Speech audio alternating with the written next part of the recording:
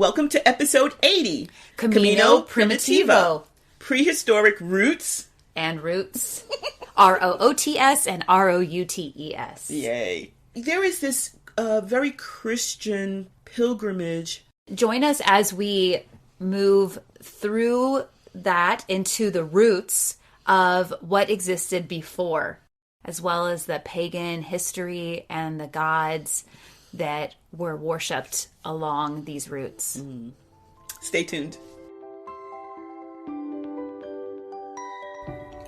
Welcome to the Witchy Wit podcast, where we look at life through a witchy lens. I'm Kimberlyn. I'm Leilani.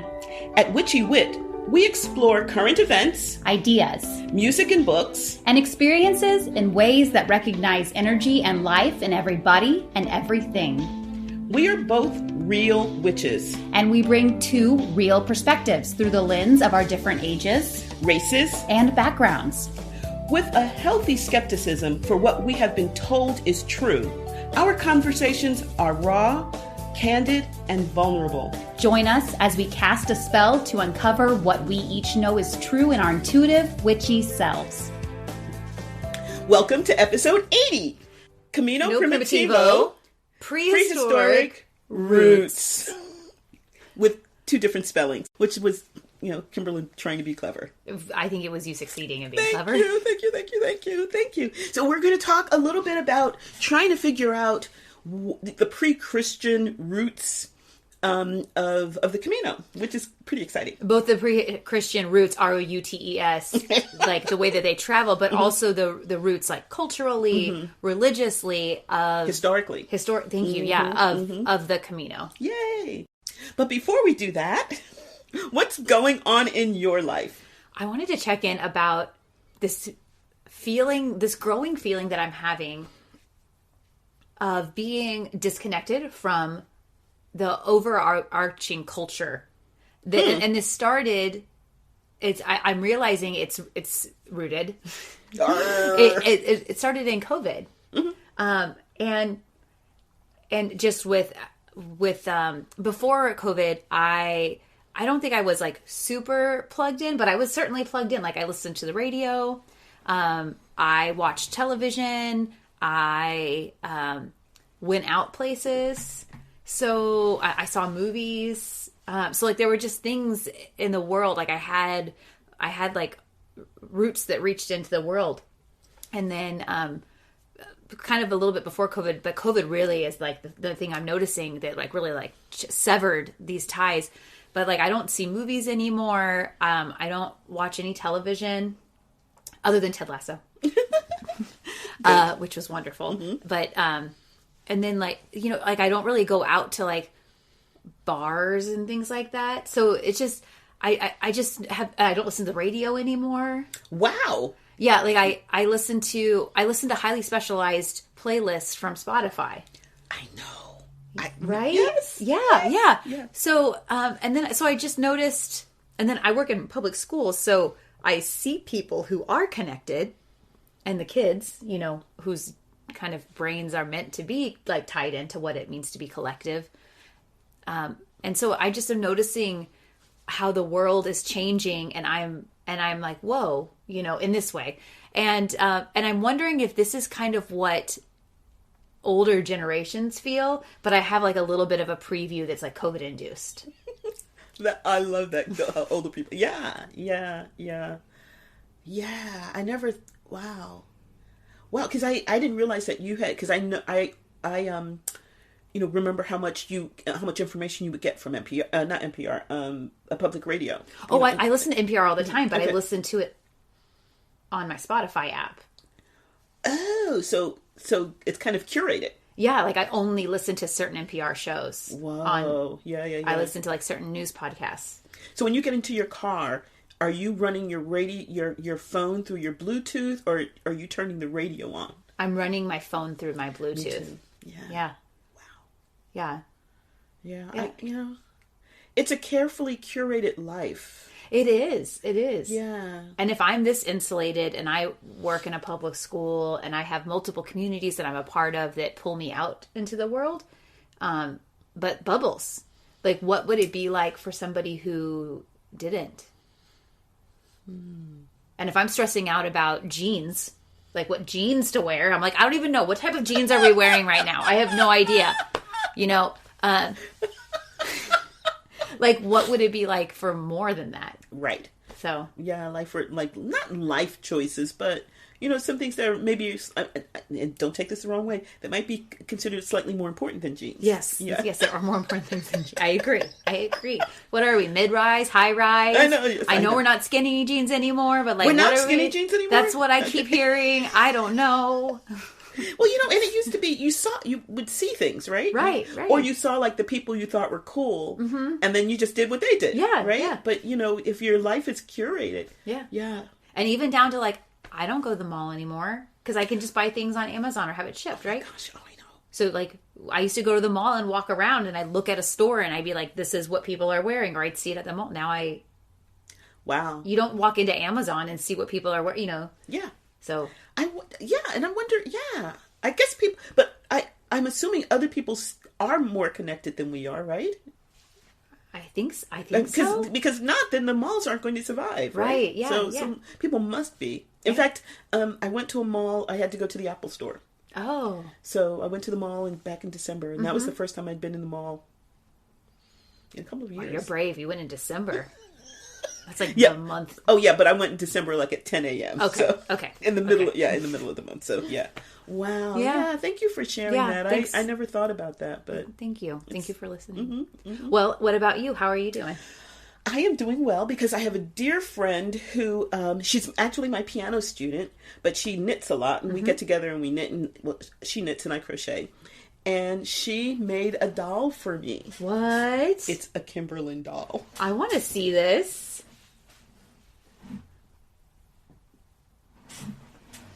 No way. Yes. So, would you care to describe it for our listeners? Okay, as not you, I would describe it as like kinky, beautiful hair that's like voluminous, and I would describe it as there's these cute glasses, a giant smile, which totally reminds me of you, kind eyes, cute little sensible earrings, and there's like a little piano charm over the heart of the doll. Yes. Over like the where the heart, where Isn't your this heart beautiful? is. Yeah. And then I'm like, there's like these beautiful like kind of fun and whimsical like arms and legs. Yes. And she's wearing sensible shoes, which come off. Do they really? So we can make more if we shut the front door. I know. This is so great. But speaking of which, and the sweater comes off. Yes, it comes off. She did this from a picture of me, and yes, she has a little thing for my heart. Yes, like a little sports bra type thing with your heart. This is from a picture of me where I was wearing a kind of like a t-shirt with those colors. You are kidding me. No, Isn't that amazing? This isn't even my doll, but this makes me want to cry. But let me tell you how I really feel seen by this doll. She made an extra wig. Wait, the doll wears a wig? The doll. Wait, let me see. So there's a pin in here to keep it on. There's another one somewhere else. We'll find it. But you are kidding me. But she's like bald as a bean, which again makes me feel seen. And then you can put that on. I cannot. And so it's now this is straight. Yeah. So hair. This wig is like straight hair, but is also sassy. Yes. And then you just put a little pin in there. Oh my gosh! I loved the doll from the very beginning, and the fact that she did it from a picture of me. But I love the wig because it's like, she knows me.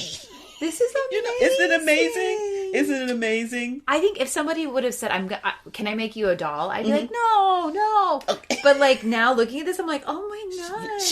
She's done like tons of them for her family. And I've seen all the ones she's made for her family, and they all... her brother is a sailor, so she made a shirt with a sailboat on it, embroidered on it.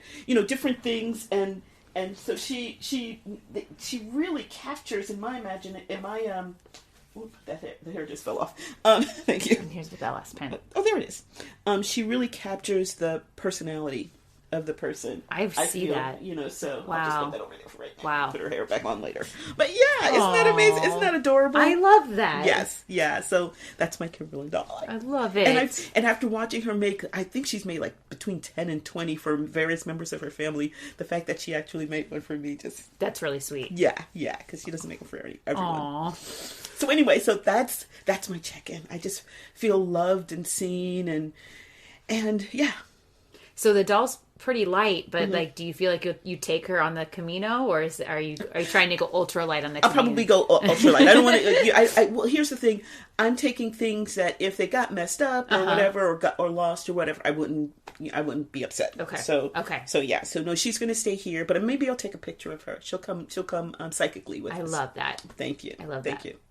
But speaking of the Camino, nice. Thank you. Yeah. You want to do the? Yeah. Like let's talk about our exciting thing we have going on in March. Yes. So in March, we are going to do a meet and greet for all of our Patreon members over Zoom. So if that's something you'd be interested in, popping in on a small group meet and greet and chatting with us, we'll be talking about witchcraft, ritual, our Camino, and then just like, I don't know, maybe you could show your doll and like whatever other people have questions about, like whatever questions or things you're thinking about, we would love to chat with you about.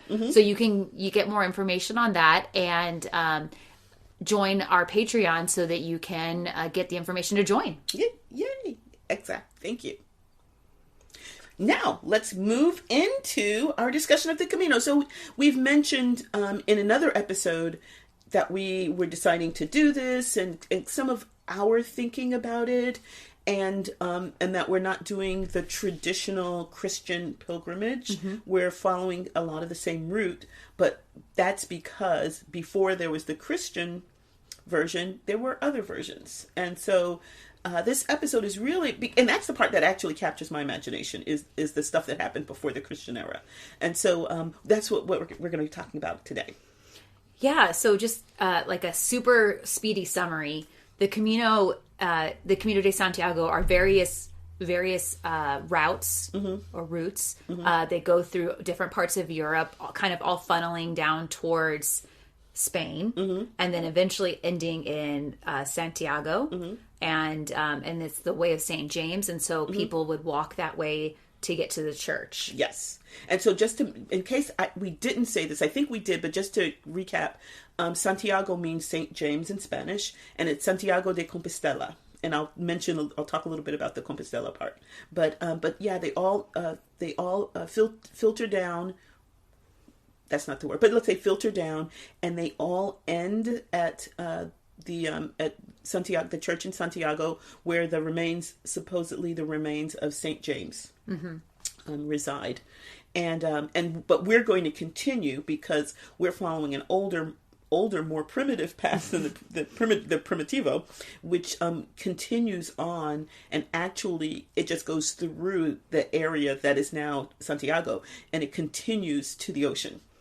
I'm so excited about. And we'll be doing a future episode on the place where this leads us to, called Finisterre. We're going to do another episode on that. And then also, if you haven't already, you can go back and find another episode called the Camino de Santiago, the Mystical Camino. The mystical Camino. If you're wanting more information, that's where we talk a lot about what the Camino is as far as Camino de Santiago, as far as Christianity, but then also what piqued our interest was this the roots of it. The roots. I love this. Anyway, so one of the things I should mention is that this is considered one of the more beautiful, but also one of the more challenging routes, in that there's a lot of mountainous, not deserted, because no Camino is deserted, but it's one of the least traveled, or not the least, but it's I think there's about 4 or 5 that are much more popular. So there are others. And it's really sparsely populated along the route. A lot of times people, when they walk, they're walking mostly in cities or urban areas or suburban areas. But there's a lot of times where we're going to be in countryside, and we won't see like people's houses or restaurants or things like that. Like, it'll be actual hiking. We'd mentioned that it's more challenging, and it's challenging because the terrain is really, really varied. You'd mentioned that a lot of them, basically, people are on roads the whole time. This one, there's a lot of forest trails, dirt tracks, a lot of mountainous terrain. and rocky paths. I read on one of our days it's going to be one of our days is all uphill. Oh. Like the hike is just all uphill all day. Like we're just going to gain elevation all day. Okay, lovely. So your point is made. Okay, thank you. Yeah. So but it's also gorgeous. It crosses like all these fields, forests, rivers, mountains, some villages, in many cases small villages, pastures with grazing cattle, and you're basically in nature. You rarely see any vehicles on this Camino. So, which is I'm pretty excited about. There are some roads. But I'm pretty excited about that. I'm excited for the beauty as we walk. So as we talk about this, one of the things, because we are focusing on a different element of the pilgrimage, it's still, for me, it's still a pilgrimage. But I am not trying to get an indulgence. I am not trying to, celebrate a jubilee. I don't want to go and ogle. I mean, I probably will because I'm a historian, but I don't really want to go and ogle St. James's, remains. And the part that captures the imagination is this part that, the Primitivo part, they call it that because it's the first of the many different Caminos, is developed in the 9th century, 8th or 9th century. But the stuff that the paths that we're going to be walking were created millennia earlier. People were walking these routes to get to the ocean for thousands of years, and so to me that's fabulous. And I thought, okay, I can sit down and we can look all this information and share it with our friends and share it with each other, etc. But it's a bear to try to, I was going to use a different viewer, but it's a bear to get this information. It really is. I've noticed people are really quick to talk about the history of the Camino de Santiago, but that history ends at the Roman times. That's as far back as they'll go. That's really it. And it's frustrating to me because I do agree whenever people say the Camino de Santiago is Christian. I agree. I agree. But I think we're saying different things. They're saying that the Camino de Santiago is Christian and it has always been Christian. And I'm saying what you call the Camino de Santiago is Christian.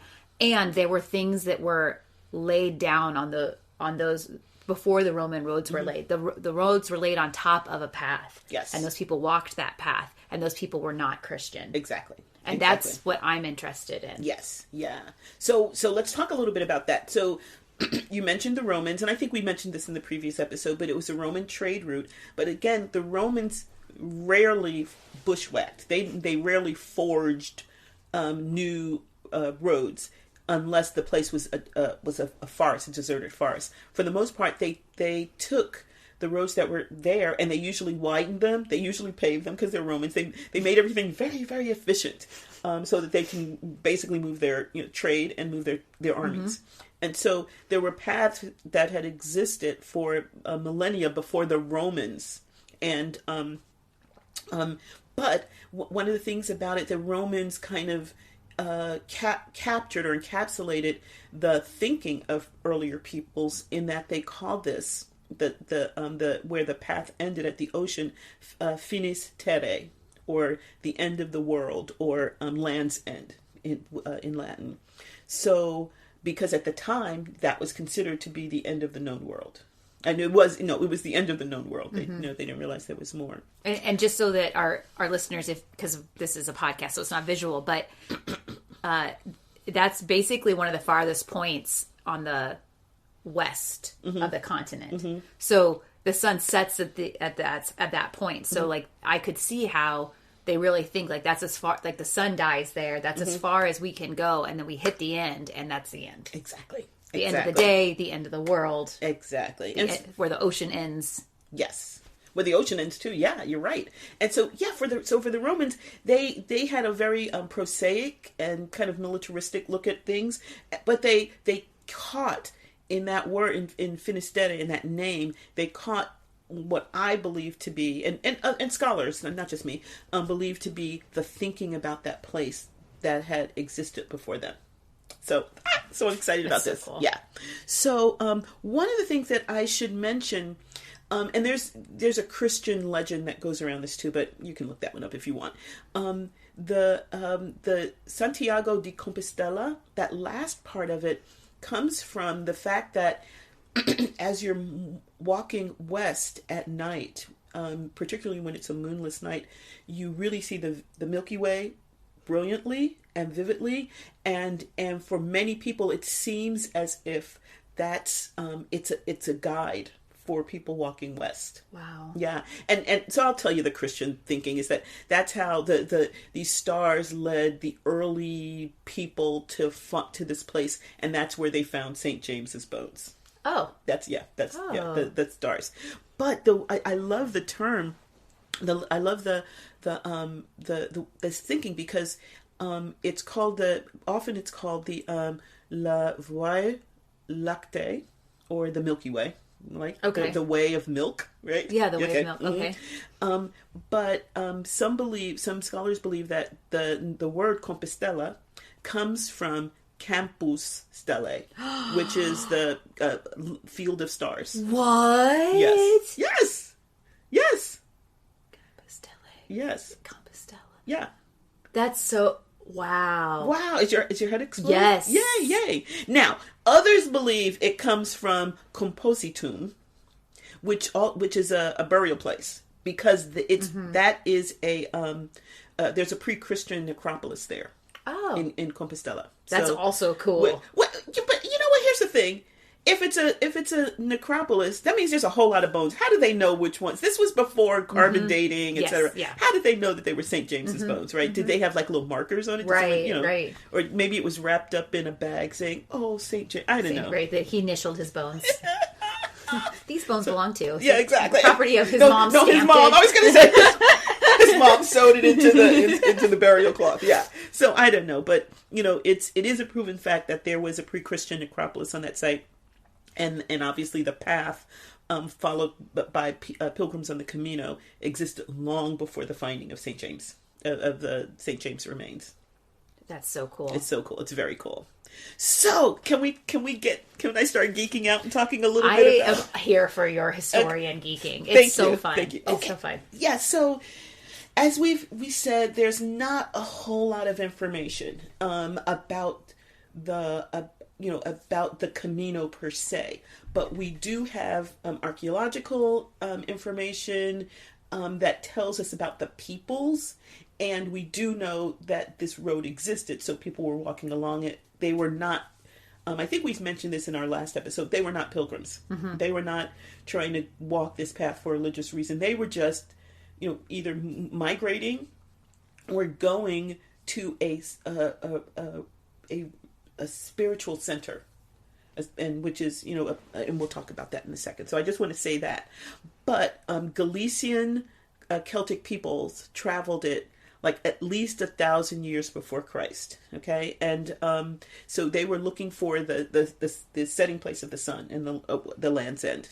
And there was one tribe, the Ardebri, who settled and inhabited Finisterre, which we'll talk a little bit more about in a future episode, and they practiced sun worship. So these were people who were in place on the Cape Finisterre, okay, in pretty much in the area of the town now, and they practiced sun worship, and so we know that took place there. And then they built a number of different things. We'll talk about that as well. And actually, they were built probably before they were even there. So they were because they were following people who, pagans who were traveling, migrating in many cases across northern Spain on this path, again, following the Milky Way. And this is a megalithic path. So it's been dated to about 2500 BCE. That just gets my juices. I know. Going. I know. So 2,500 years before zero, before the Christian era. Yeah. So yeah. So the thing about it, one of the reasons why this place was so important was it was the terminus of this path across northern Spain. And it was considered, and this is, I think that they've figured out that there's places that are further west. Yes. But it was considered the most western westernmost part of Europe at the time for how these people figured things out. And so they believe that if they could get to this place, the end of the world, and if they where the sun disappears below the waves, that the veil between the worlds and between this world and the next world was thinned. And they could, opening the gates to the afterlife, they can commune with spirits, they could, maybe prepare their own way as particularly if they were sick or ill or dying, so the whole idea of watching the sun sink below the waves. Of course, the day we're there, it's going to be like cloudy or something, but that's okay. Energetically, it'll still be happening. I just was thinking, first of all, as you're talking about this, I feel like entranced in this calling to go there. Oh, it's a good thing that we bought a ticket. So we're going. Good, I'm glad. I don't know how many miles into our 250-mile walk if I'll still be like, I'm feeling called. but I'm gonna do it. But so if this was 2500 BCE and we're in 2024, like that's not that much of a difference on one side of the timeline. It's like 5,000 years. Yeah, like we're almost as far away from the zero on this side as they are. Like that's like, let's say 4 to be fourth, because they were, that's like the beginning. That's as far as we know. Right, there might have been more. It might have been even further in the past, but we know for a fact like that from that era. After. If I think the 1800s was a long time ago, I'm just saying, like, this is old. Yeah. Wow. Yeah. So it's just amazing because one of the reasons why this place is so important was because of sun worship, and because the idea that people that they were transformed at this place, that something happened at this place that didn't happen elsewhere.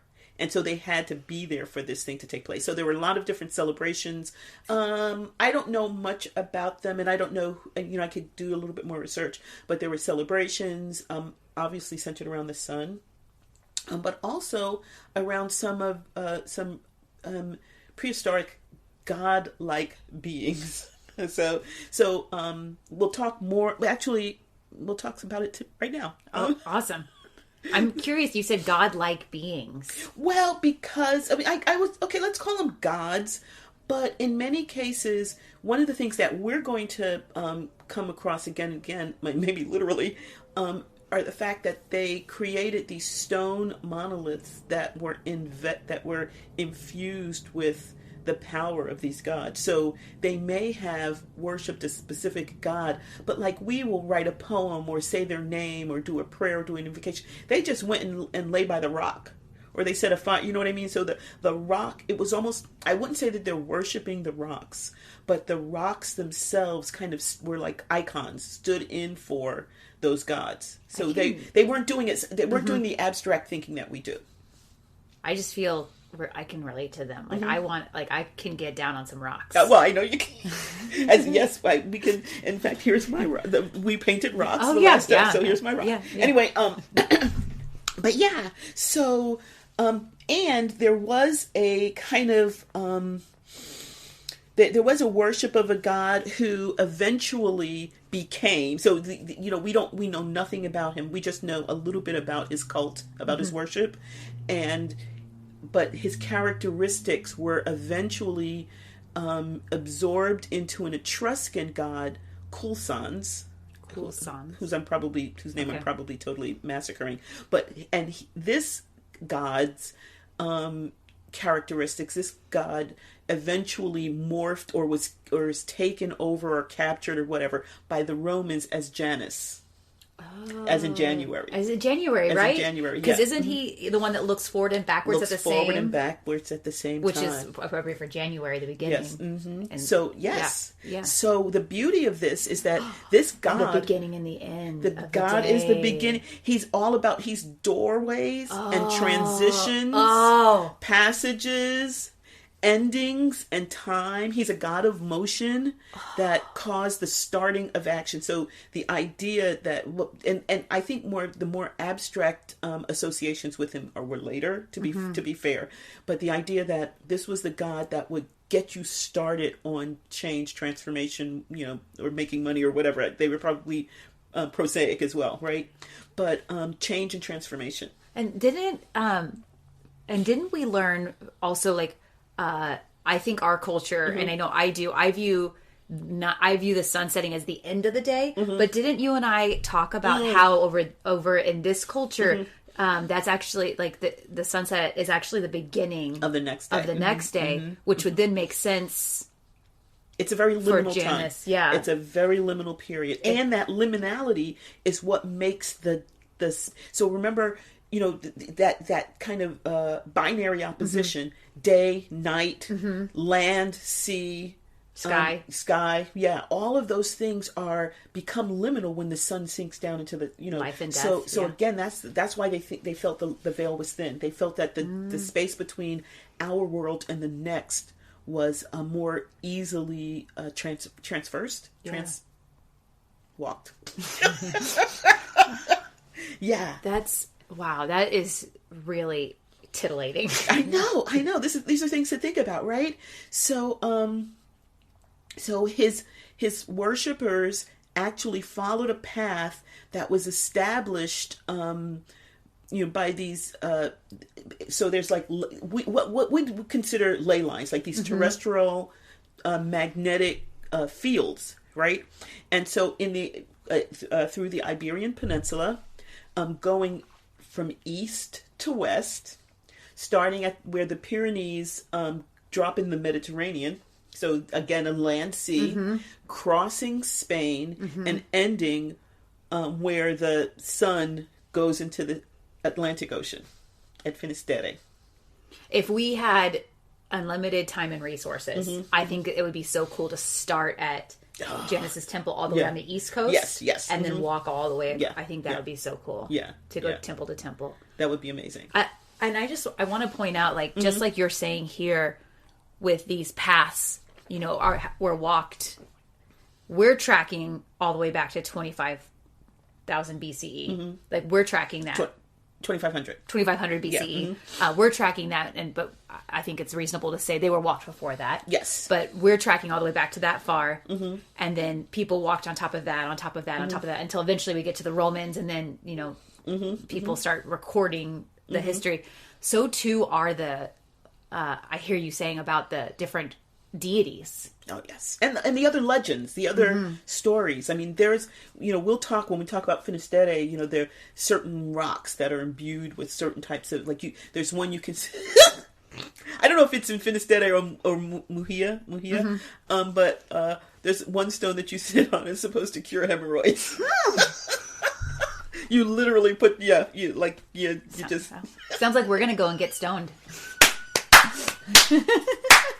We're so funny.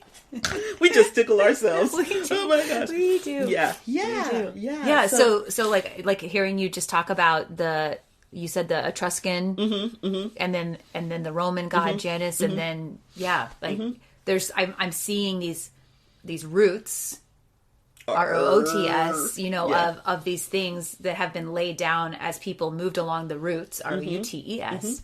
And as we said in our Imbolc episode, the Roman Catholic Church, they're not idiots. They know how to capture or to combine their doctrine with pre-existing legends, habits, traditions, conventions of that land, so that their message is more easily absorbed.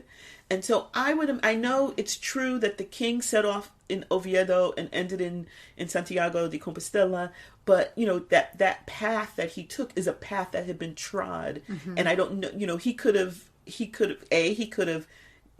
gotten a carriage and had the carriage carry him there, but he chose to walk. This is a Christian king, chose to walk this path that had been walked for millennia.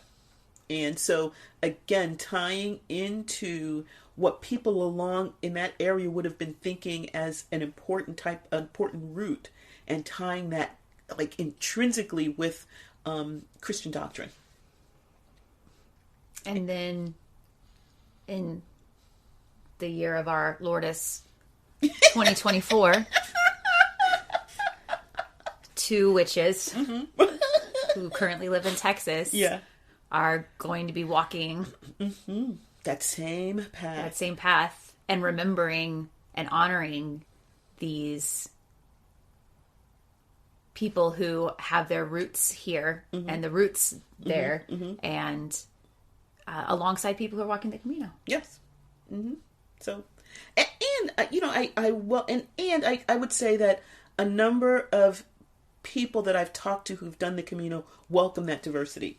You know, sometimes we may not feel it that way when we're trying to get information, but there are numbers of people. I can't imagine all of the people I know for a fact, because I've watched YouTube videos and read some stuff, there are a number of people who are on that on various Caminos who are not Christian. Yeah, I definitely know people who do it like spiritually, like, but are not would not identify as Christian or like Christian-ish, you know. But like definitely, adjacent. But definitely aren't like Catholic. And I'm doing this for St. James, but they're just doing it as a spiritual expression, or nature-loving hikers. That's what I was going to say. And there's some people, you know, I was talking to someone who was like, "Oh, I think you're going to lose a lot of weight on." It's like, oh, okay, whatever. Dude, I've heard you actually can gain weight because you eat so well when you're. I know, that's what. Yes. So I was reading one of the blogs where they said, you know, this one group of guys, they would like stop every 2 hours and have like wine and cheese, grab a beer. So, so maybe not, but you know, we'll see. I'm planning on eating whatever I want and enjoying that local darn food. tootin'. Yes. So we'll be talking more about the Camino. I hope you're interested, because we're going to be doing it. So, but yeah, because we're fascinated by it. I'm so fascinated by it. But we'll leave this part, and then maybe we'll pick up in an episode or two. Yeah. I know we're going to talk about Finisterre. We're going to talk about our preparations. We're going to talk about some of the religious literature that goes along with the Camino from a Christian perspective, and then our take on it. So we've got I think we've got lots of juicy stuff that I'm excited about. I'm pretty juiced up about it. So, but let's go on and talk about our poem. And I don't know if it has an actual title, but it starts out with the words "From the Beginning," and it's by Patricia Reyes. And would you care to share a little information about her? Yeah, so she is a writer and author. She has written books called The Dreaming Way, Daughters of Saturn, and Through the Goddess. She has a BA from the University of Wisconsin in English Literature and a Master's of Fine Arts through the University of California at Los Angeles in sculpture. She also attended Pacifica Graduate Institute in depth psychology and has a psychotherapy practice. Wow. So that's some complexity that she's got going on in her brain there. Yeah. I can't imagine like the cool stuff that she's thinking. Yeah. Well, here's some cool stuff that she's, is this poem. So, shall we? From the beginning, we have been with you. We are the ancient ones, and we remember. We remember the time when there was only love, the time when all breathing was one. We remember the seed of your being planted in the belly of the vast black night. We remember the red cave of deep slumber. The time of forgetting, the sound of your breath, the pulse of your heart. We remember the force of your longing for life, the cries of your birth bringing you forth. We are the ancient ones, and we have waited and watched. You say that you cannot remember that time, that you have no memory of us. You say that you cannot hear our voices, that our touch no longer moves you. You say there can be no return, that something has been lost, that there is only silence. We say the time of waiting is over. We say the silence has been broken.